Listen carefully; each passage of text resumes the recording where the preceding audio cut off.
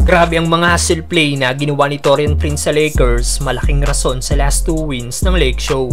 Pero bago yan, good news, Jared Vanderbilt cleared na makapaglaro para sa Lakers. Isa nga po sa player ng team na hindi pa nakakapaglaro ngayong season ay ang forward si Jared Vanderbilt. Sinabi nga po ni Coach Ham noong nakaraan na si Bando talaga ang isa sa starting forward ng Lakers. Nagtamo nga po si Bando ng left heel injury kaya matagal itong nawala sa Lake Show. Ang good thing lang ngayon ayon sa report, cleared na makapaglaro ang nasabing forward. Pero listed as out pa rin ito sa game nila bukas laban sa Memphis Grizzlies. Wala pa nga pong sinabi kung kailan talaga maglalaro si Vanderbilt pero nalalapit na rin ito. Siguradong mabubus ang defensive end ng Lakers pagbalik ni Vanderbilt, nakilala bilang isang elite defender.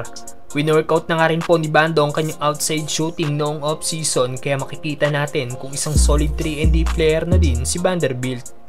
Samantalang para sa outlast game na si LeBron James na nagkaroon ng left calf contusion, good news nga po dahil hindi na ito listed as out bukas kontra Memphis, kundi listed na as questionable, meaning may chance na makapaglaro na rin bukas ang all-time scoring leader.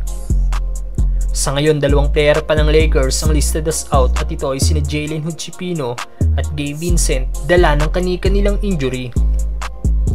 Samantalang Taurean Prince, grabe ang mga hustle play na ginagawa sa Lakers. Dahil nga po sa pagkakaroon ng injury ni Bando, si Prince nga pong napili ni Coach Darvin Ham na maging isa sa starting forward ng Lakers.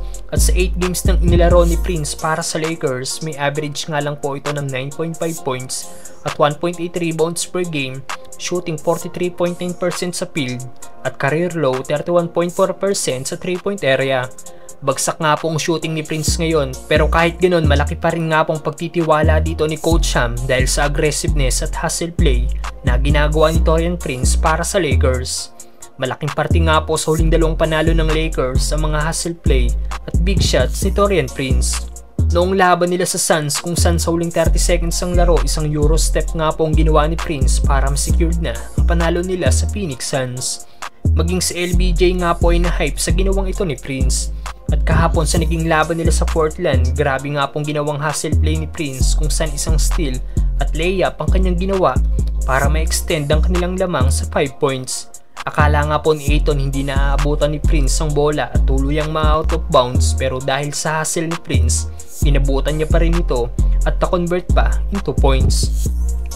Sa muling pagbabalik ni Jared Vanderbilt, sino sa tingin nyo ang dapat maging starter sa kanilang dalawa ni Prince, mga brother? Prince thought about it, now drives, Euro step layup is good. Oh, what a play from Prince.